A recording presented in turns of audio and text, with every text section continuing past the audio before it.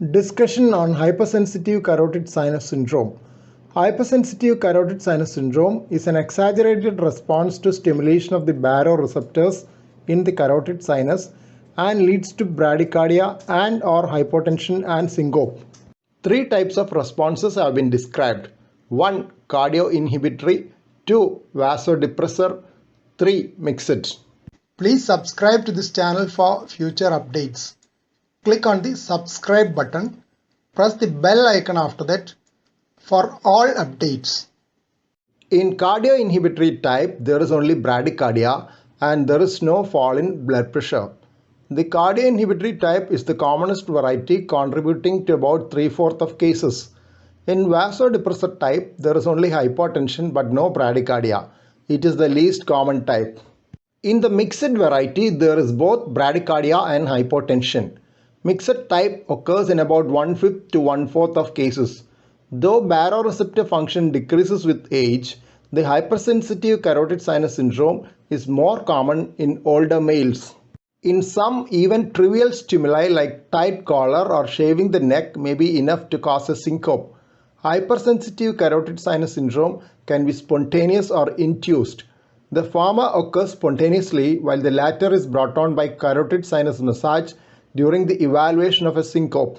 Spontaneous variety may present with fractures or other injuries, especially in the elderly.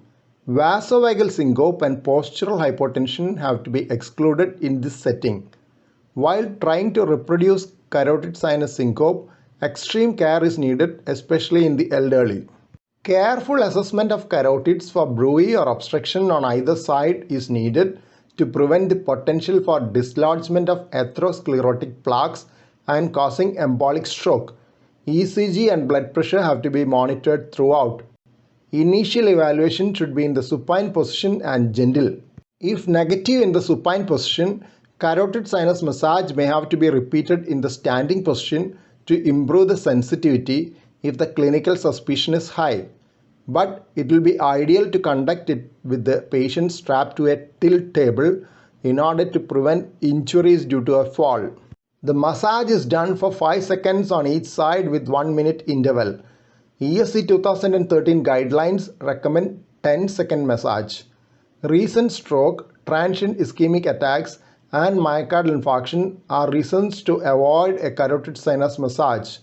In cardioinhibitory response, there is 3-second asystole, and in vasodepressor response, there is a fall in blood pressure or 50 mm of mercury or more.